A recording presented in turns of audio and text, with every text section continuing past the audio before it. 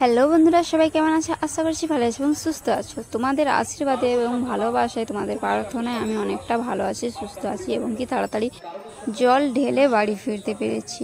তো আমি এখন ভয়েস করতে বসে গেছি। আমি এখন অনেকটাই সুস্থ আছি। প্রচণ্ড শরীরটা খারাপ হয়ে গেছিলো, তার জন্য সময় আমি ভিডিও আপলোড দিতে পারিনি। যতটা পেরেছি তোমাদেরকে শর্ট ভিডিওর মাধ্যমে দেখাতে পেরেছি। আর ওই যে লাইন দেখতে পাচ্ছ, তোমাদের দাদাভাই ওইখানকে গিয়েছিল লাইনে একজনকে বলতে, একজন দাদাভাইকে বলে আসছিল। ওই যে ওখানে কথা বলছে দেখতে পাচ্ছ, ওইখানে একজনকে বলছে যে আমি ওখানে আমার স্ত্রীকে ওই লাইনে, মেয়েদের লাইনে দিয়ে আসছি, তুমি এখানে আমার জায়গাটা রাখবে। তারপর তোমাদের দাদাভাই আমাকে নিয়ে গেল মহিলাদের লাইনে দাঁড় করাতে। আর আমি তাড়াতাড়ি লাইন পেয়ে গিয়েছিলাম। তো ভিডিও করতে শুরু করলাম তোমাদেরকে কিছুটা মুহূর্ত দেখানোর জন্য।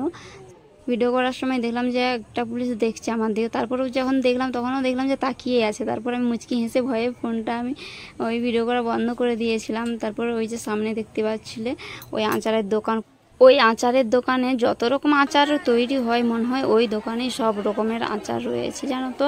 আর সামনের দিকে তো দেখতে পেলে কত সুন্দর দোকান সাইডে সাইডে রয়েছে। আর এই যে দেখতে পাচ্ছ বাবা তারকেশ্বরের ওই গেটটা, প্রবেশদ্বার, ওই পথ দিয়ে আমরা যাচ্ছিলাম। ওইটা মহিলা লাইন দেখতে পাচ্ছ, 1 নম্বর গেটে আমরা প্রবেশ করছিলাম। প্রচণ্ড ভিড় দেখতেই পাচ্ছ, একসঙ্গে মনে হয় 100-200 জন মনে হয় ছেড়েছে লাইনে। তো প্রচণ্ড ভিড় ছিল এইখানে। তো ওই পথ দিয়ে আমি যাচ্ছিলাম, তো ভাবছিলাম এখানে ভিডিও করা বারণ, তাও আমি একটু করে ভিডিও করে রেখেছিলাম। আর ওই যে জল ঢেলে আসার পরে ওইখানে ওই পুরোহিতগুলো রয়েছে, ওইখানে পর্যন্তই জল ঢালতে দিচ্ছে, ভেতর পর্যন্ত ঢুকতেই দিচ্ছিল না। আর ওইখানে যে আমি ওইখানে যে ভিডিও করে যাব, ওই লাইনটা কীরকম ভিড় তোমাদেরকে দেখাবো। তো একবার ফোনটা পড়তে পারলে আমার ভিডিও করা বেরিয়ে যাবে, তাই আমি ভিডিও করিনি। তো প্রচুর পিচ্ছল ছিল, স্লিপ খেয়ে গিয়েছিলাম। একটা মহিলা পুলিশ ছিল, তো আমাকে ধরে নিয়েছিল, নয়তো ওইখানে আমি পড়েই যেতাম, এত ভিড় ঠেলাঠেলি। তো আমি জল ঢেলে চলে এসেছি। ওইখানে লেদলালা না কি ছিল, ওখানে সবাই জল নিচ্ছিল, তাই আমি ওখানে জল নিয়ে বেরিয়ে পড়েছিলাম। মেয়েদের লাইন ছেড়েছিল 2টোর সময় রাত্রি। তো 2টোর সময় আমি লাইনে দিয়ে জল ঢেলে নিয়েছিলাম। তো 3টের সময় কি জল ঢালা হয়ে গেছিলো আমার। আমি চারপাশ খুঁজছিলাম, রাস্তাই পাচ্ছিলাম না। আমি যেইখানে দাঁড়িয়েছিলাম তারপর পুলিশ অফিসারকে জিজ্ঞেস করে বললাম যে থানাটা কোথায়। তো থানাটা আমাকে দেখিয়ে দিয়েছিল যে ওই পথ দিয়ে যেতে হবে। তাই ওখানে গিয়ে আমি বসেছিলাম। তারপর তোমাদের দাদাভাইকে ফোন করলাম। আমার ওখানে আধ ঘন্টা লেগেছিলো রাস্তা খুঁজতে। তো তোমাদের দাদাভাইকে ফোন করলাম, তখন 4টে বেজে গিয়েছিলো। তখন ওদের ছেলেদের লাইন ছেড়ে দিয়েছিল।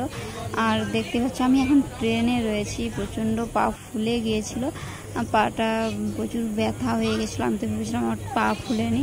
তো অনেকের পা ফুলে যায় শুনেছি, কিন্তু আমার পা ফুলেনি। তারপর ট্রেনে বসার পরও এত পা ফুলেছে, এই যে দেখো আমি পাটা তো নাড়তেই পারছিলাম না, তো প্রচণ্ড ফুলে গিয়েছে। তোমাদের দাদাভাই ঘুমিয়ে পড়েছিল। তারপর তোমাদের দাদাভাইকে বললাম যে ওঠো, তোমার পাটা দেখি ফুলেছে কেমন। তো তোমাদের দাদাভাইয়ের পাটা আঙুলগুলো শুধু ফুলেছিল, আর পাটা বেশি ফুলেনি। আমার পা আঙুল সব ফুলে গিয়েছিল, পুরো প্রচণ্ড ব্যথা। হাওড়ায় আমরা ট্রেনে উঠে গিয়েছিলাম। তারপর হঠাৎ করে দেখলাম যে খড়গপুর স্টেশনে নাম করে দিয়েছে, বলল যে আর যেতে পারবে না ওই ট্রেনটি। তারপর কি করব, সবাই মিলে নেমে গেলাম। তো খড়গপুর স্টেশনে রয়েছি এখন।